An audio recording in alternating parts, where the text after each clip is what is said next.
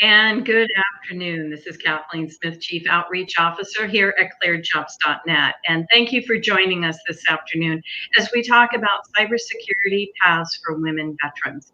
I am so excited about doing this presentation because I am a very large advocate of veteran transitioning and making sure that veterans know all of the opportunities that are available for them.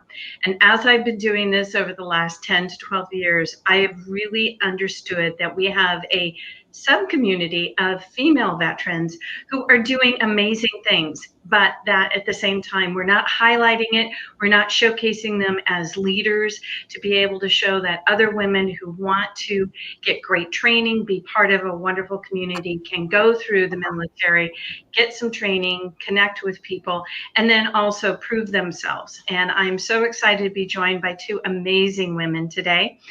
First, Susan, do you want to tell us a little bit about you and your background? Sure. Good morning, afternoon. My name is Susan Peediyakkal. I am 20 years military. I actually retired this June.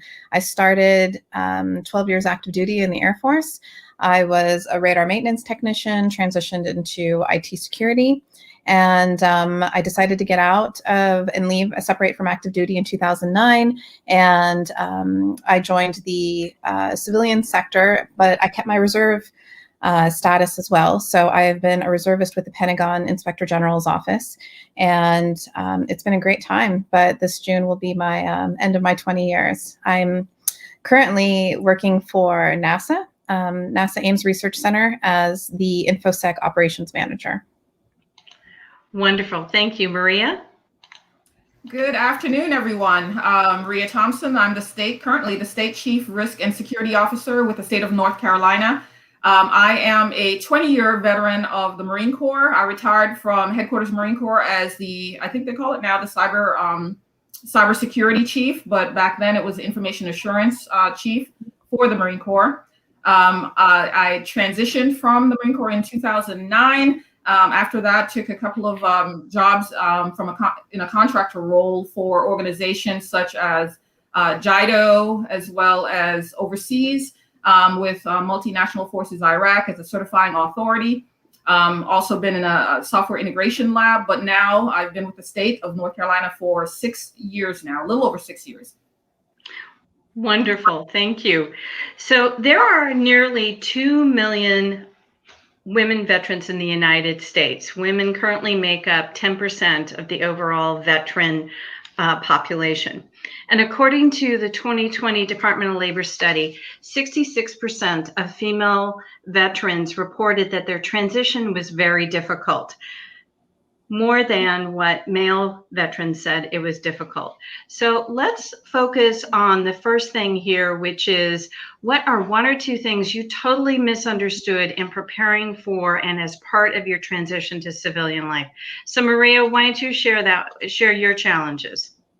I think one of the things that I would say was difficult for me in my transition was not understanding how impactful it would be for me from a personal level. Having been in the Marine Corps since the age of 17, it really was my life. And when I had to transition out, there was a feeling of loss that I had to really get accustomed to and figure out how I was going to figure out what my next identity was. Because when you're in the military for especially a long period of time, it becomes part of your identity and who you are. And so figuring out what is your next step, what is your next goal, as you move into what we call the real world, it was something that was very challenging. And another on a funny side, I guess you could say, was the fact that when you're in the military for a long period of time, you are somewhat sheltered.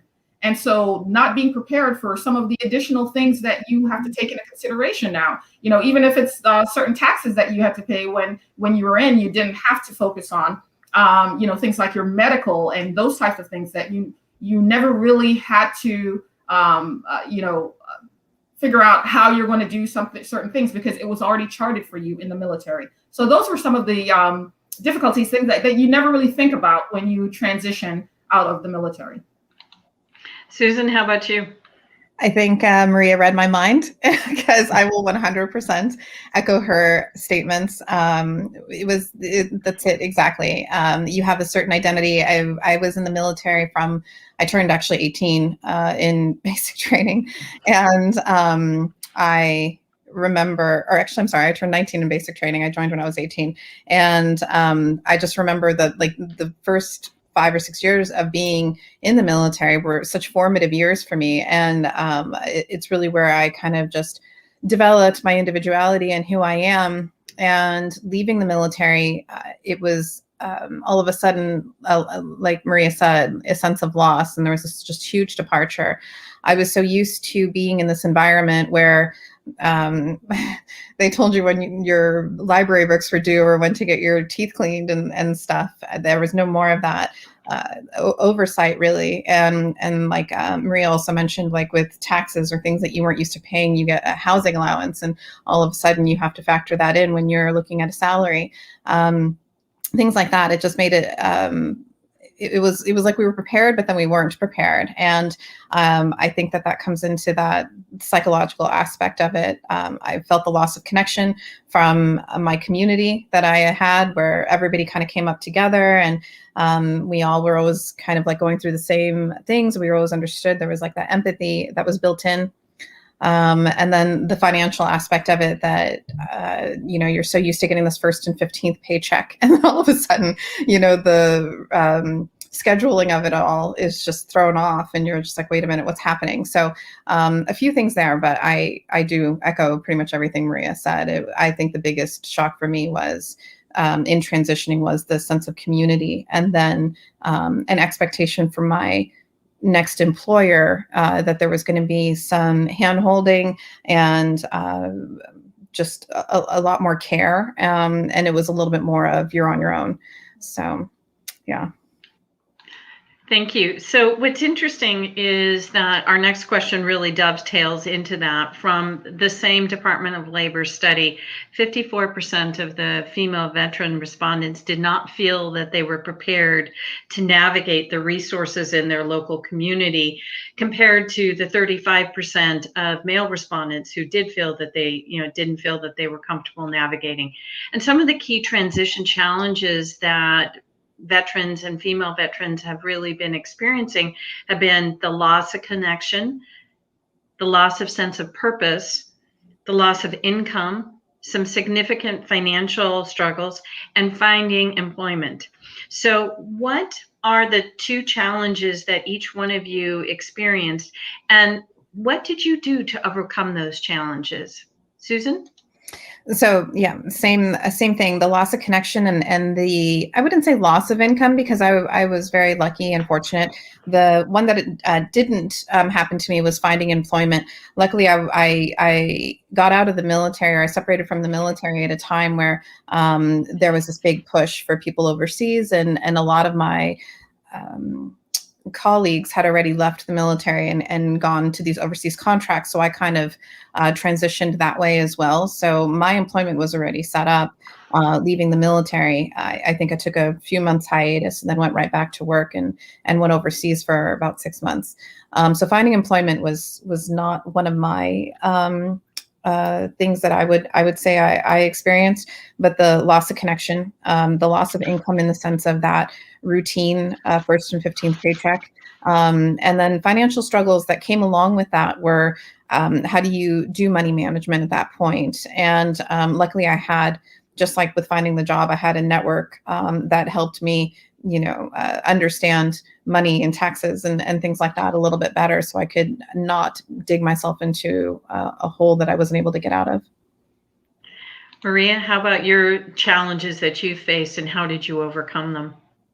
So I hate to sound as though I'm repeating what Susan just mentioned, but I will tell you that fortunately for me, because being in the role of in cyber was very huge and still is, because there's a huge shortage. So there, I didn't necessarily had any issues with finding employment because, again, luckily for me, retiring out of headquarters Marine Corps kind of gave me that platform, if you will, to already engage with organizations and also to start to, in some sense, market myself. So I was able to leverage those things like AFCEA, those communities that are out there, that is a good platform for anyone in IT roles to participate in, because then you are also showcasing your skills and you're meeting people from the private sector industry and you're getting your name out there. I would say that because of my transition from the military and because of that feeling of loss that I had, in order for me to create a new identity, I purposely took positions that to help wean myself from the military. So initially when I got out, I took a position over in Iraq because I felt the need to really be part of that, something greater than what I thought the private sector industry brought to the table. And so I took a position there, and then my next position was in a joint environment, and then a next position was in a federal agency, and then my current position obviously is at state. So I was in a sense recreating and weaning myself from the military with each step, but still feeding that hunger that I have to be part of the greater good, to be a public servant. And so that is how I was able to strategize and work my way through the different job roles that I've had to build my own identity outside of the military, outside of Master Gunnery Sergeant Thompson, to now being Maria Thompson, and again establishing myself on a different platform. So I would recommend to any ladies, the ladies out there, that if you are in the same situation as I am, take that into consideration. Take an active look at the roles that you want to that you're trying to achieve, and what your next goals are, and figure out exactly, is it right for you, and does it really feed that hunger? Because if you don't have that passion, it's not going to be worth it in the long run.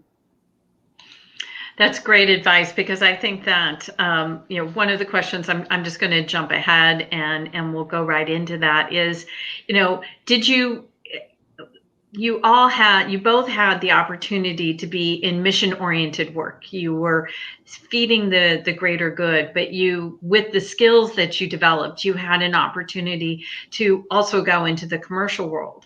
So did you really make a conscious decision to continue mission-oriented work, or did you have this battle between, are you going to do mission-oriented work, or are you going to do commercial work? So Maria, why don't you continue with your comments on that? Yeah, absolutely. Thank you, Kathleen. I would say that obviously I continued based on what I just said, and I still continue. And even to this day, as I think through what my next, because I am still trying to figure out what I'm going to do when I grow up, if you will.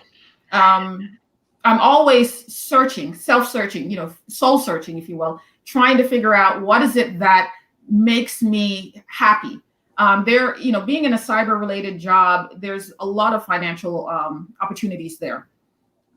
I could be in a private sector company right now. I think that the role has to fit you, and it has to drive you, and it has to make you happy at the end of the day. And looking at the positions that are there are a lot of positions that will do that for you. So if you feel like you're truly a public servant, there are a lot of jobs and opportunities out there that can be both. They can also, be financially supportive of your, what your goals are, but they can also feed that hunger and, that day-to-day feeling of accomplishment that you need. So it's great that, we can talk about giving back to the community by being, mission-oriented work. I know, Susan, when you were going through the military, it was really important for you to get your security clearance. So you want to talk about the mission-oriented work and getting your security clearance? Sure. Yeah. So like I said, I started out in radar maintenance, and I did that for the first 6 or almost 7 years of my 12 years of active duty. And I realized that, because I signed for 6 years, it was time for me to transition out or re-enlist. And I did not want to get out and be a radar maintenance, working in the basement of a control tower, looking at radar systems all day long. And I also noticed that radars were transitioning more towards just computer-based systems. So I had seen my friends, my girlfriends in the military when they were in the IT field, and the thing that they were getting to do, and I was like, I want to be able to do that. So I cross-trained, and I re-enlisted. So it came in with this understanding of I know that I need to build up experience. I know that I need to have my clearance, get certifications, education, and as long as I could check those 4 boxes, I was going to be able to leave the military and progress in the IT world. It wasn't even cyber then; it was just IT, and so. I did that consciously, and even though I signed for another 4 years, no, I did 6 years. I signed for another 6 years.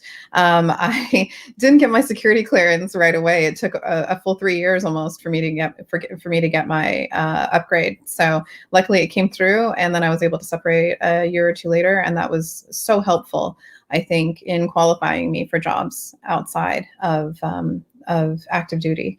And I just want to say, I think Maria and I are a bit of kindred spirits, because my first job out of the military was in Iraq as well. And so, yeah, I chose to stay mission oriented initially. I have gone into the commercial sector when the opportunity arose, because I thought that it would be nice to kind of just experience that.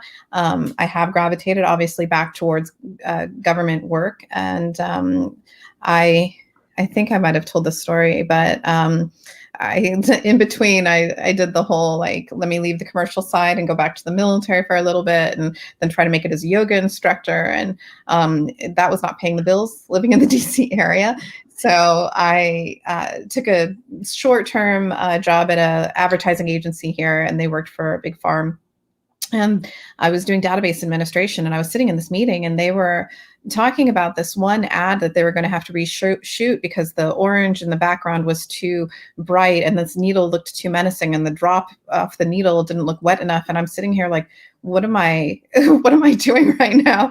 And I think that was the moment, that was my aha moment of, I knew that I always wanted to be involved in mission oriented work, something that had an impact, something that I could later say, like, I helped with this. And I think that became a very big point every time I looked at jobs in the future of how is this impactful, and what kind of change can I influence through this work. That's really great, because the one thing that I have truly enjoyed over the last 20 years of working with people in the security cleared community is everyone's focus on mission oriented and making sure that we're all supporting the mission. And it's amazing that it's something that just sort of develops and evolves in you until it becomes part of your DNA.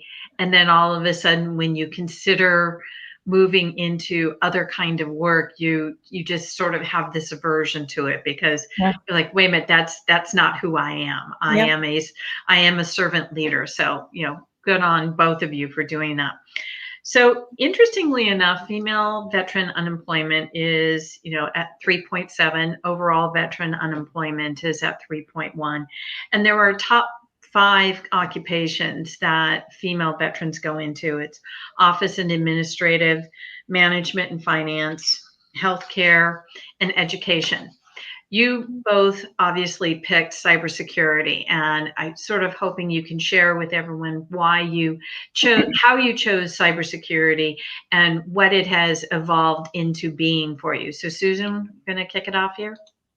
I don't know if I chose cybersecurity or if it chose me, but like I said, I cross-trained into being in the IT field. So it was more like server maintenance and help desk, and cybersecurity wasn't really a word or a thing at that point. It was more just computer security. And that was my last job while I was active duty. I was working in information assurance. I was the non-commissioned officer and COIC in charge of computer security. And so when I left, I went to go just do biometrics work in Iraq, very important work, but it really was more server and system maintenance than it was anything, and physical security more than it was cybersecurity. So when I left that job, and like I said, I traveled for a little bit and took a hiatus. And then all of a sudden there was like this moment where my mother was like, you need to have a job. And during my travels, I met these wonderful people, and they lived in the DC area. I was currently living in California, and I put it out to my network, because my network's the thing that's always helped me in my career. Put it out to my network and said, hey, I'm looking for a job. Here's my resume. And this one amazing friend of mine, she blasted it out, and I got a call all of a sudden from General Dynamics, and they said, "Hey, we think you'd be perfect for this job. Will you move out here?" And it was in the BWI, Baltimore, outside, just the outskirts of Baltimore area. And I had no idea what it was for. I was like, okay, sure. Move across country with 2 suitcases in my car and show up on the first day. And they were like, "We want you to be a cyber threat intelligence analyst." And it was for the analytical group of the FBI, which was the NCIJTF. And it ended up being one of the best jobs. I literally was like, "I don't know why you picked me for this job. I've never been in cyber. I've never been an analyst. I've never worked in intelligence." And they were like, "It's okay. You're going to be great at this." And they were right. It was a fantastic time there. I had a wonderful time there. But again, these things that you don't know when you're leaving the military and stuff. And I didn't know the contracting world, and they were about to go through a recompete, and I was again worried about income and everything. So a commercial company approached me and said, "Hey, we want you to come work for us." And I went to go and join them, and then that was my first foray into the commercial sector. But yeah, I think cybersecurity kind of chose me. So, Maria, I see you shaking your head and sort of agreeing. Why did you choose cybersecurity, or did it choose you? It definitely, I think it goes both ways. I'll say that.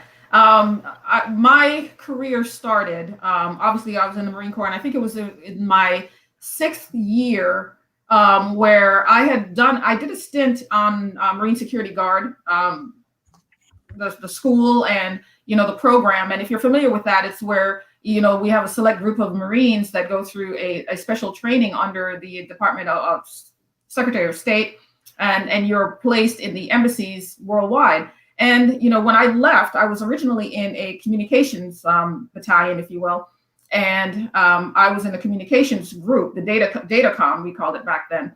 I left, and 2.5 years later came back to the field, and it completely changed. So before, you had the big mainframes, and those were the guys that handled the networks and so on, the databases and those systems. And datacom was completely different. We had the facsimiles, we had KW7s, we had these old gear sending data across the networks from site to site. Completely changed. And so I left as a sergeant, came back as a staff NCO, because I had received a promotion while I was out on the program. And now you're in a different group, you're in a different field, you're expected to be more of a leader and have more of a foundational understanding of this new network and this new construct. So it was a learning experience for me. I had to relearn what it was like being in IT after being away for so long. And then there was an opportunity, I think cyber information assurance back then became a big thing, thought process within the Marine Corps, where they knew that security was, a greater need, that we needed to have a team of individuals that were trained and specialized in cyber to protect the networks and not just being general IT folks. And they had an open, submission. And I was one of 30 Marines that were selected to be the first. 0689 was the MOS, military occupational specialty back then, for cybersecurity. One of the first females as well. I think there was only maybe a handful, less than 5 of the 30 were females. So already, you go from being a small, group of women in IT in the military to even smaller group within cybersecurity. I did that for up until I retired. I became the information assurance chief for the Marine Corps. Also, I'm proud to say, the first female information assurance chief for the Marine Corps when I retired. Went overseas again, then did my stints within certifying as a certifying authority. So basically, any system coming into the Iraq theater of operations, certifying them for connection to the infrastructure. But if I could go on and on and on, but basically the foundation of what happened was, I looked at the opportunities that the military was offering, and I could have been one of those individuals that said, "Oh, I don't know. This is a new MOS. I shouldn't go for it. I don't know how it's going to impact my career," so on and so forth. I looked at it as an opportunity to change, to focus on something new, something that seemed exciting to me. And I think that's where we both, the cyber chose me and I chose it. because we found that that was a good marriage at that point. And in my case, it worked out for me because, again, it established my footprint within the cyber realm, if you will, and that's what I've been leveraging to this day. Wonderful. So we actually have some questions that are coming in, and we have one question that I think is it's really great timing in our discussion. So I think I'm going to highlight this now. So Amanda says she's earning her BS in cyber now after 7 years of active duty. She wants to know what are the challenges there are when leaving the military and transitioning to fields with no experience. So Susan, can you kick it off? What would be two bits of recommendation you would give Amanda? First, I would say it's not that she doesn't have any experience. Regardless of what her job is while she's in the military, there are certain skills that she's going to be able to pull from what she's doing right now that are going to translate into cyber. So say she is admin, or I don't know, even in medical or something, the skills that we get while we're being trained in the military often translate into useful skills in cyber, whether it be even more of that soft skill where you build resilience, or the leadership skills that you gain, things like that. I would change the narrative a little bit because she does have experience after being in active duty. And then she has her degree, which is great. There are tons of internships as well that she can be involved in. Start going, again, that network is so huge. She probably already knows people within her network. And if not, then the cyber community, man, they really love helping each other out. Get on Twitter. Everybody's there. And there's always an exchange of information, and it's like a news feed for cyber.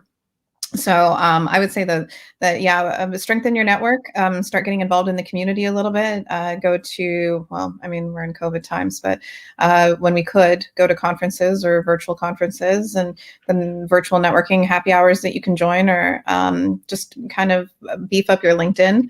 And again, start pulling out those, whether it be soft skills or things that she can take away from her current job that apply to cyber. I think that that would be really great for her. Maria, two bits of advice for Amanda? Well, again, sounding like a broken record, definitely leverage your networks and those organizations that are out there. There are many, and truly, when I say that many, there are many organizations out there that are for women in IT. Just throwing out there, there's one group that I'm aware of, Women in Cyber Jitsu, where it is just it's a group of women that come together and they are learning together with no pressures from males being part of that. So they're feeling as though that they're not able to truly express how they feel as they learn different techniques, whether it's ethical hacking, whether it's database administration, whatever it is. So look for those organizations out there that are like that can help to, on the back end, feed some of the knowledge, the gaps that you may think that you have. Leverage some of the sources out there, such as the NIST NICE, where you can go on the website and it will tell you exactly what field do you want to go into in cyber, because cyber is very broad, and give you those ideas that you can turn into checklists for your knowledge, skills, and abilities that you need in order to get you to that next level. Look for those organizations too that have internship programs or that are looking to bring on junior folks. I can tell you with state government, they really appreciate someone with a degree. You already have a degree. And even though your IT side of it you may think that you have some deficiencies there, they're more apt to hire you on with your degree than they would somebody who is not degreed. So don't discount the fact that you do have a degree. Understand, though, that when you go into an environment, you will be faced with some challenges. You will be maybe a small portion of women that's part of that organization. You may be one of 10 in a room that you do have to find your voice and not be afraid to speak up, and also to take command, take control of a situation if something is not going in the right direction. So don't let the fact that you think that you are the underdog hold you back, because there are a lot of opportunities out there, and there are a lot of organizations, by the way, too, that have put an emphasis on bringing more women into the IT workforce. It's huge. A lot of our corporate private sector companies, everyone is really focusing on how we can get more women into IT. So the opportunities are, it's really up to you to find that nugget and that location, that organization that really, feeds you and what you want to do in your future. Awesome. Thank you. So, I'm really appreciating all the comments that are coming through, and I will try to pick out, some of the questions as they feed into our discussion. Wanted to move on to our next question here. So, according to Pew Research, when it comes to employment, the majority of veterans say military service was very useful in giving them skills and training that they needed for their civilian jobs. So, I was hoping, Maria, you could share with us sort of what were some of the skills that you developed in the military that really helped you in the civilian world. So I was about to start off with my my Marine Corps acronym that we have for the leadership traits, the 14 leadership traits. But all jokes aside, I will say that going in with that mindset, the military teaches us how to work as a team, how to be collaborative, how to adapt and overcome. All these various things that, that I don't think, a person that is groomed in a traditional commercial world would have coming up. So those are things that you can definitely, bring to bear in any organization.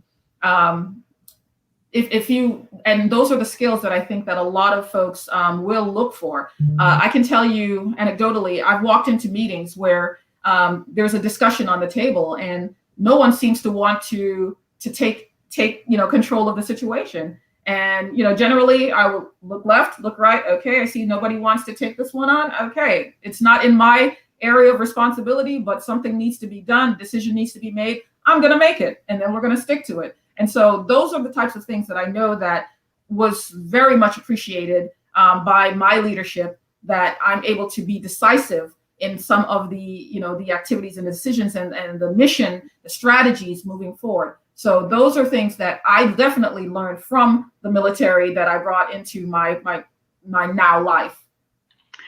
Great. So, Susan, I know you have many to pick from, but one that you and I talked about a long time ago was dealing with staff and dealing with managing that staff and how that has, how you were trained on making sure that you were managing staff appropriately. Right. Yeah. So Maria and I are on the same page with this one. A lot of the things that she mentioned, 100%. I don't even know where to begin with this one. There's so much to say. The leadership one is always one that comes out. And it's just funny that Maria just mentioned the one about making decisions fast, because just yesterday I was on a call with some of my teams, and they were trying to figure out, access to something and who should have read write and all this kind of stuff. And I finally just said something, and they were like, wow, that was very decisive and stuff. And they're like, great, let's go on and everything. And so it just kind of gives you this like confidence, or you just feel sure. The surety that you have in yourself is so nice and comforting almost. So that's a part of it.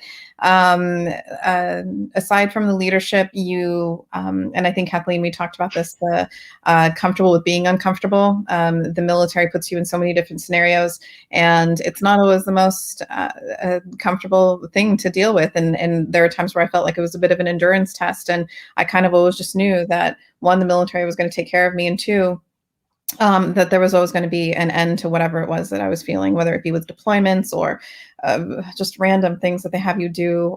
Like, I think I had to test my gas mask every year and sit there with it. And I mean, that prepared me for COVID times. So it was great. But with managing teams, I learned a lot of empathy. I knew that people were coming from different walks of life. I knew that not everybody had the same background. We were just this big melting pot. So it was developing a leadership style with compassion and empathy that I think really helped me grow. And I mean, I'm in the management position today, and I hope I'm doing a good job because of those skills. So I'm not going to toot my own horn, but yeah. Well, I know you're definitely doing a great job because you manage volunteer teams out there as well with all of the conferences that you work on. So Right. I Yes. don't think you need to worry about that. So studies show that nearly half of all veterans leave their first post-military position within a year, and 68% leave their first civilian job before their second work anniversary.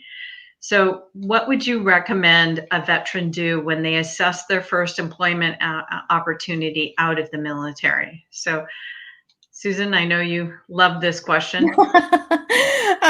So I think it kind of goes both ways, right? And I almost feel like there's a bit of a stigma that's attached once you say that you've been in the military or you've served in the military.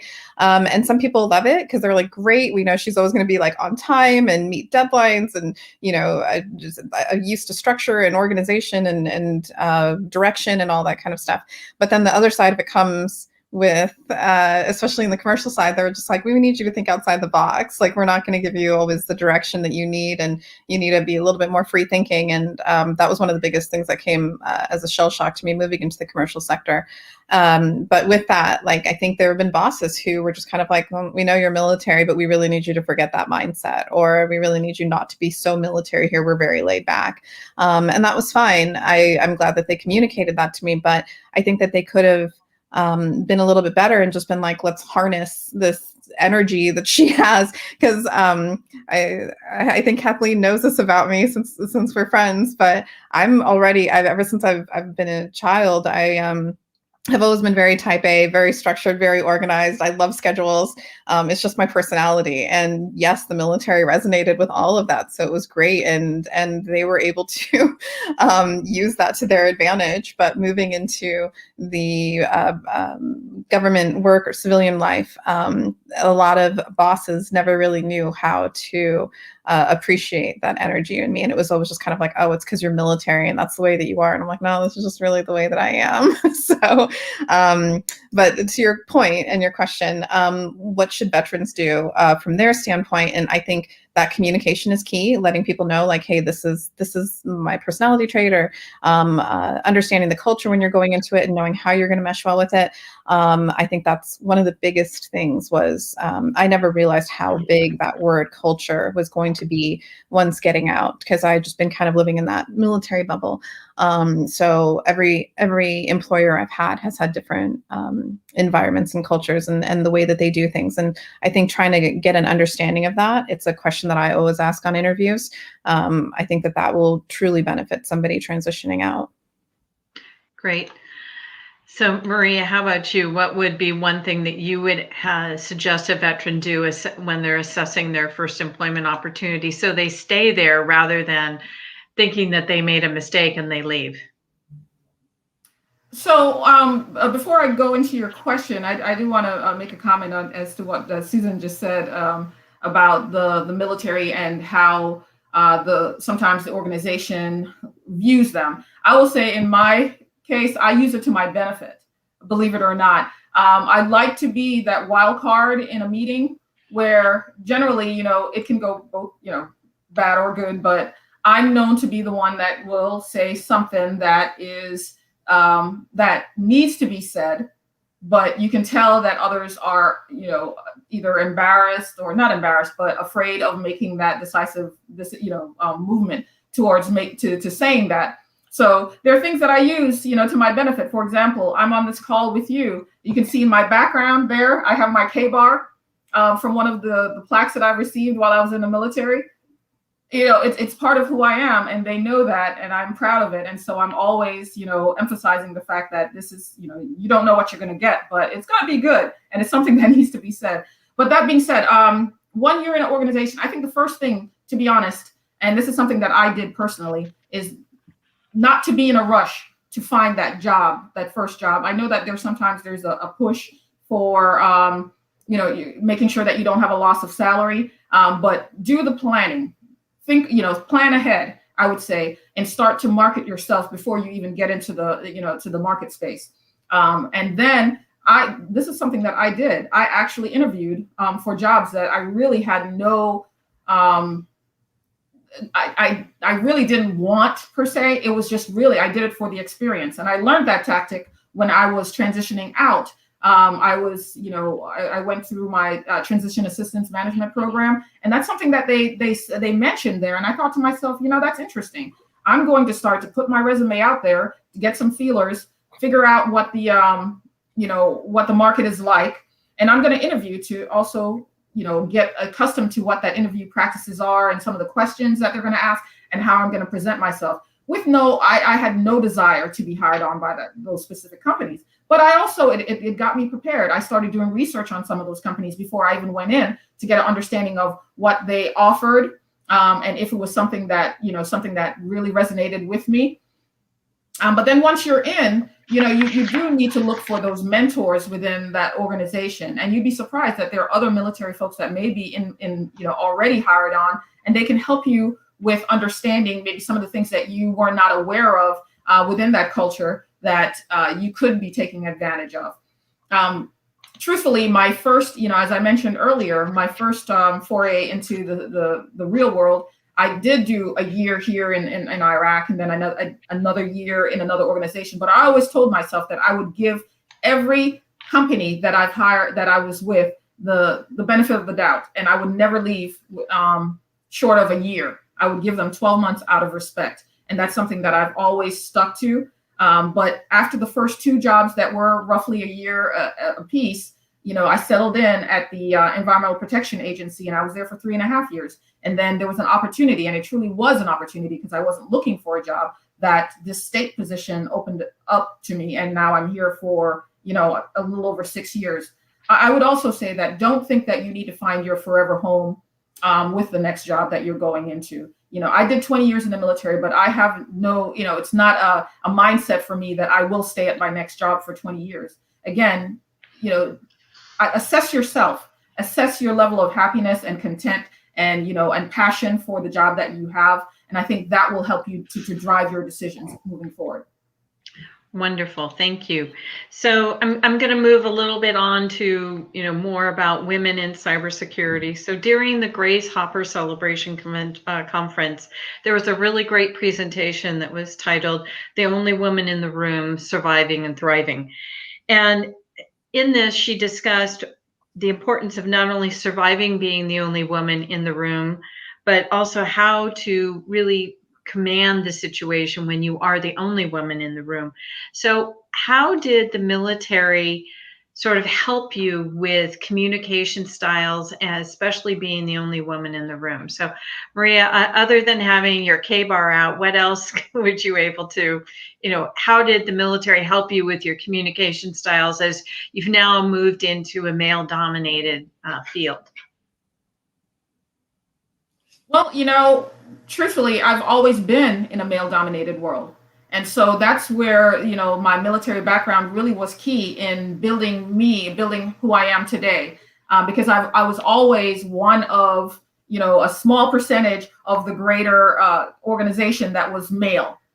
Whether it was in field communication, there was maybe three women in our field communication unit. I can just, and even I mentioned earlier, when I transitioned into the new cybersecurity MOS, there were only like 3 women that made it through initially. So it was always a small percentage of us women. And so we always had to make our voice known because, especially in the Marine Corps, it's a very conservative organization. It's probably the most conservative of all the branches of services out there. So you can either sink or swim. And I chose to swim, obviously. So what I did was you increase your knowledge, and I think knowledge is power. And whenever you go into a situation, don't be afraid to voice your opinions and stand your ground.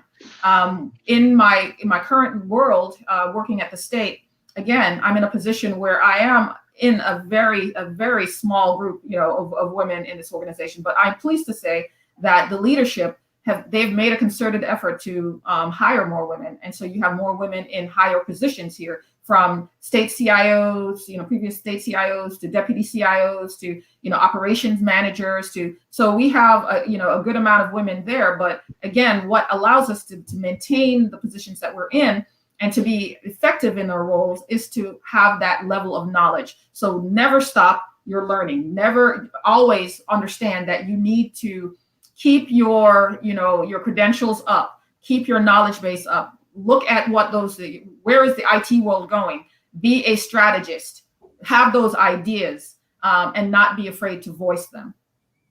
Wonderful. So, Susan, how about your communications when you're the only woman in the room? So I was just curious. So I Googled it very quickly, and I'm a numbers person, being an analyst. And so, and please forgive me if this is wrong. This is coming off of military.com. I wanted to know what % of the military is actually female now, because I know it was different when I came in the late 90s. And so this is from 2019, and it said, women now make up 20% of the Air Force, 19% of the Navy, 15% of the Army, and almost 9% of the Marine Corps. And women now make up approximately 10% of the growing veteran population, the fastest growing demographic. So it was very clear that while I was in the military, I was almost always one of the only females in the room. I'm not saying I was always, but very likely that I was one of the few females in the room, and that just goes off of basic statistics. And it's just like Maria said, be sure of yourself and speak up, because I was always very timid, a 19, 20-year-old being in there, and I didn't want to say anything, but then I'd hear somebody else say it and I'd be like, oh, I should have spoken up. I'm the kind of person who doesn't like to either say anything or get into an argument unless I know that I have the facts and the experience or the knowledge or the thing to back it up. And so I think once I had that fortitude in myself, and it goes back to knowing yourself really well. I think Maria mentioned that as well, that self-awareness. It was, I don't want to say easier, but I found my voice. I found the way that I was comfortable with communicating in those rooms, and then I actually realized that it was valued, and it was taken in. I wasn't ever silenced or anything like that. They wanted to hear what I had to say. So that definitely helped me grow that confidence. And with that, now seeing that in cyber, it's even in the civilian sector outside of the military, there are still fewer females around the table. I usually try to be cognizant of that and notice whether or not their body language is I want to say something, but I don't want to, and not necessarily putting them on the spot, but giving them the room to share whatever their thoughts are about, the current project or incident or whatever it is that we're discussing. And it was just this past week that actually one of my members of my team came up to me and thanked me for that, because she felt like she couldn't interject as much in the conversation. And it was a polite thing, but she just didn't want to be the one pushing her way into the conversation. And the fact that I was able to give her that space and just recognize that she wanted to speak made her feel so much better. So I hope that, us being at the table opens up that door for other women to join us. Wonderful. So we've got our last question here, and I'm sort of going through all the comments, and I think we're just going to take our last question here and then do a wrap up. So we hear a lot in cybersecurity that, yes, it's about the technical skills, it's about the experience, it's about the certifications, but we're seeing a growing number of studies saying how important the soft skills are within cybersecurity, as cybersecurity is moving more and more up the executive chain and even sitting at the C-suite desk. So which of your soft skills are most important in performing well in your current position? And how did being in the military help you develop these soft skills? So I think, Susan, you sort of touched on this. Do you have one final comment on that as far as a specific soft skill? Sure. And for those who aren't familiar with technically what a soft skill might be, it's people skills, social skills, communication skills, your character, personality traits, attitudes, mindsets, things like that, social intelligence, emotional intelligence. So with those being, I'm sorry? I didn't hear anything. Oh, I'm sorry. Okay. So with that being said, I would say the military definitely honed in on all of those and helped me develop that. Like I said, you kind of develop this sense of individuality and confidence. The people and social skills definitely come into play when you're managing people, or socially when you're networking. And then the communication skills, being a public speaker and being comfortable in front of an audience, whether it be only 2 people or 500 people, having that the anxiety eased a little bit is nice. I would say emotional intelligence is probably the thing that served me the best, being outside of the military. And what was it called? Bearing, like just having that bearing of like, maybe not having that poker, or having that poker face, not having that intense reaction. I see that as something that's helped me because, I want to make sure that everybody feels comfortable when they're communicating, and there's a transparency there, and they can really open up. And maybe I'm not agreeing with what they're saying, or maybe I'm not understanding it, and having that confusion or disdain on my face might turn them off and shut them down. So I really think that like emotional intelligence is something, and it's a skill set that everybody can learn. It's something that you really can train yourself for. How about you, Maria? I mean, always being in charge of Marines, yes, that's great, but how do you develop those soft skills when you're dealing with civilians? So I'll say this: the 2 that I'm going to hone in on, as far as what I think was very beneficial, and it has supported me and helped me be where I am today, is the collaborative. And I think I touched on it earlier: be coming in and understanding teamwork, understanding that you cannot do it by yourself, and that you need everyone to work as a cohesive on a cohesive front. Being in a state agency, we have to deal with all of the various executive branch agencies, legislative branch, judicial branch, and there are laws that divide us. But the one thing that does unite us is cyber. And so going in with that understanding that we have to all work together, because cyber does not care whether you're in one branch or the other, that it is you are a potential risk. So I think for me, coming into the state saying, okay, guys, we need to collaborate. We need to work together. We need to pull together. And this is something that, obviously working in the military and being in the military has helped me to build over time, because we all work as a team, whether you're a fire team, or whatever it is, you all are doing things as a team. And it's not pardon the expression, army of one, if you will. It's all of us working together. The other soft skill that I would say that I bring is passion. And that I think is very important is passion. And I think that when you go into a situation and a situation may seem dire, the fact that you are able to bring the excitement into the room, that this is something that we need to do, and this is something that's going to benefit us all, and this is the end game, helps to move that initiative, versus us all sitting together and looking at each other going, okay, woe is me.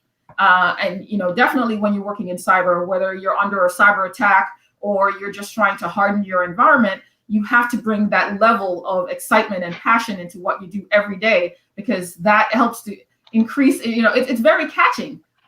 All your team members start to catch on, and then they feel that they're part of this greater good. And, we did a research, it's an assessment that was done on our organization recently. And surprisingly, but not surprisingly, my team actually came out on top, because we were, and this is not to toot my own horn, but I think when you're working cyber and you have a team that's very passionate about what they do, it shines through. It shines through all the other facets. So as a leader in that group, being able to, circle the wagon with the team, let them know that we're operating as one, well-oiled machine, and that we're passionate about what we do, really helps to move the needle. Wonderful. Well, I want to thank both of you for your time today. This has been just exciting. I had been looking forward to this panel so much.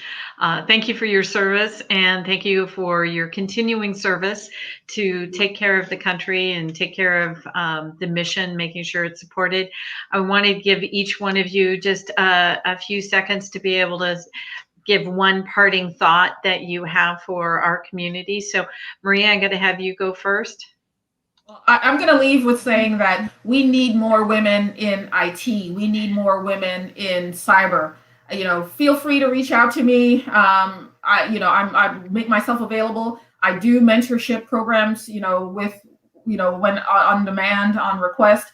And I really want to strengthen this relationship with women in IT. And I think it's necessary that we all find our voice. But I'm very pleased and happy to be part of this panel. And thank you, Kathleen, for the opportunity. I think that we bring so much to the game, and we just need to have that faith and courage and, intestinal fortitude in ourselves to move forward.